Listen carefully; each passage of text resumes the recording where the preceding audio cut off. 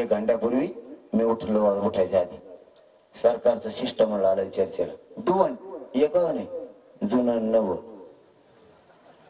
नवं गेलं माघारी पहिल्या धडकीतच. त्याचं मग जुळत नाही. आता जुनं आहे ते आलंय. तुम्हाला एवढंच सांगायला आलोय फक्त इथपर्यंत. जेवायला वाढलं होतं सगळ्याला माहिती, मीडियाच्या बांधवाला सुद्धा माहिती, ते सुद्धा आत होते. म्हणलं मी अगोदर माझ्या समाजाला सांगून येतो, शिष्टमंडळाला चर्चा करतो, तर गाड्याचे तोंड मुंबईकडे करून ठेव.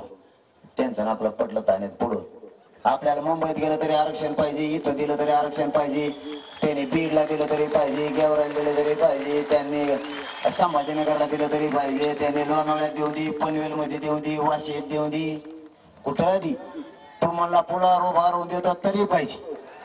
कुठं आमचं आम्हाला पाहिजे आरक्षण. आता ते काय म्हणते ते मी ऐकलं नाही. मी आता त्यांच्याशी चर्चा करतो, तवर तुम्ही सगळ्या गाड्याचे तोंड मुंबईकडे करून ठेवणे. तवर मी चर्चा करतो, भाकर बी खातो, तुम्ही भाकरी खा. मुंबई जवळ आली, इथून मला दिसते आता ती. आता आपण गेले तर जमा त्याच्यात आपले मायबाप आणखीन मागून यायचे. आपल्यालाच पुरत नाही 120-30 किलोमीटर, इतकी उभं राहायला जागा पुरत नाही आपल्याला, जितके मागून निघाले जात.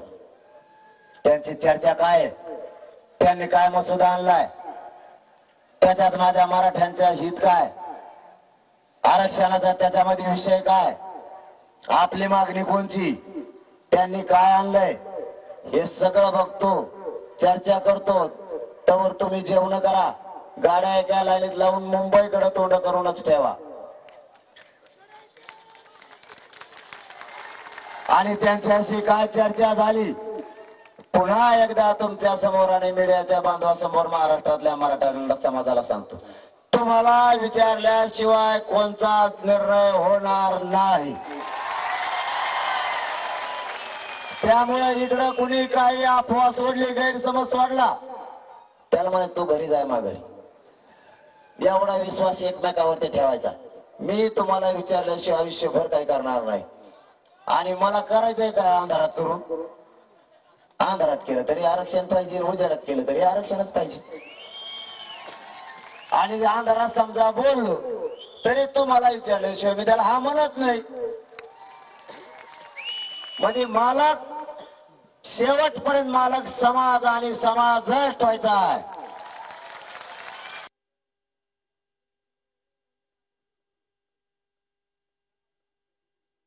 एक दोन घंटे त्याची चर्चा करतो. वाशी एकदम जवळ आहे, दणक्यात आपण जाऊ सगळे. दमन आता पहिले काळजीच व्हायला मला पाय ताठ लागले माझे. गाड्या लय गारा बेकार रे बाबा तुमच्या तिकडचा. मग टमड्यातच जाणार रात्री गारातल्या बेकार माझ्या टाकायच राहिले. खरं सांगतो मग शेवटच मला साथ देणार पाहिजे की बरोबर मी डोंगर पळत सर्व असतो. पण आता मला पायच फुटत नाही. सगळ्या फुटत पायच जाणार. कोणाला इतके पाय शिवले फुटत पायच बसा तेवढे ताकद असेल ना अवघड असेल. चला सगळ्यांना जय शिवराय. गाड्या वळून ठेवा, मी चर्चा करतो. तुम्ही त्यावर जेवण निवांत करा, पोटभर खाजा. आरक्षण घ्यायचं त्याच्याशिवाय माघारी नाही. धन्यवाद. जय शिवराय. काय सोडलं रे आता तोंडात गेलं ना, मला सांगायला काही सोडायचं असेल. सर्वांनी आता आपल्या गाड्या काढून घ्यायच्या. दादांचं येऊपर्यंत आणि एका लाईनला चलत जा, सगळे एका लाईनला चलत जा, शांततेत चला. आणि त्या घाटात दमडी गाड्या हाणार, पुढे पुढे जाऊ नका. मला चर्चा करून तर पुढे जाऊ नका. सगळे सोबतच मुंबईकडे निघू.